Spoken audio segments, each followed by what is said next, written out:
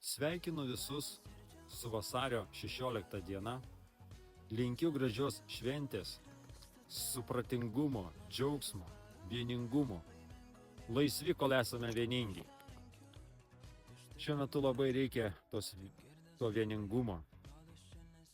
Brangus tautiečiai, kreipiuosi jūs su prašymu, kas žinote, kas matėte, o tikrai yra mačiusių nusikaltimą, kuris buvo įvykdytas Miltupio gatvė 22 Vaišvydava, Kaunas. Pranešti apie šį įvykį policijai.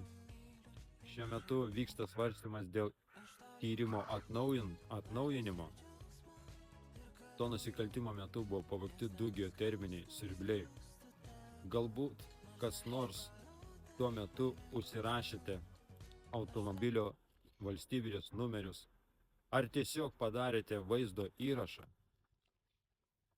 Jeigu skirtumėte laiko ir paieškotumėte savo asmeniniuose archyvuose, rastumėte tos medžiagos ir atiduotumėte, tai būtų labai naudinga informacija tyrimui.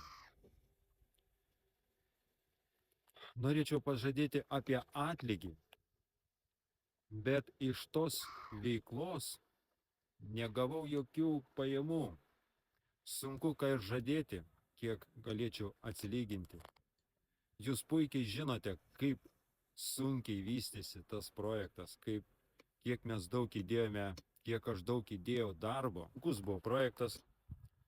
Apie tai galima būtų sukurti net atskirą laidą, kaip tas projektas vystėsi.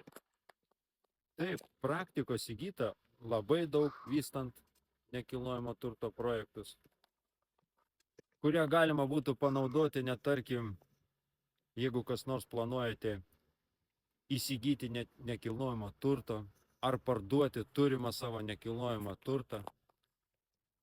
Mielai tai panaudočiau jums, padėčiau tą turtą įsigyti ar realizuoti.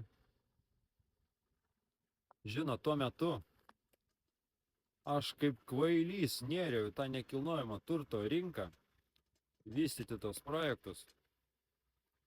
Netgi yra toks posakis, kol protingas svarsto 20 įvairių variantų, kvailas ima ir 20 kartų kažką tai padaro. Mėlyjeji, todėl ir jūsų prašau šį kartą, nesvarstykit, būkit kvailiai, paimkit ir praneškit apie tą vagystę, informuokit, suteikit visą informaciją, kurią žinote. Ačiū, geros jums šventės likusios ir laisvi, kol esame vieningi.